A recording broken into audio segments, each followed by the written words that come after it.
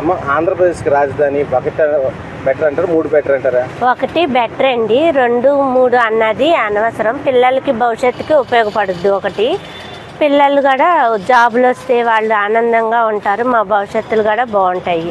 అంటే చంద్రబాబు నాయుడు గారు అమరావతి నిర్మాణం చేపడతారని నమ్మకం ఉందండి? ఉందండి, చేపడతారు. ఎందుకని? ఎందుకనంటే ఆయన ఏదైనా అనుకున్నది సాధించగలుగుతారు. ప్రజలు మంచి కోరేవాళ్ళు చంద్రబాబు నాయుడు గారు. అంటే ఇప్పుడు అమరావతి వరదలు వస్తే మునిగిపోతుంది అది ఇదని అంటున్నారు కొంచెం మంది. ఆయన తెలిస్తే వరదలు వస్తే మునిగిపోద్దంటే ఇలాంటివి చేయరు కదండి.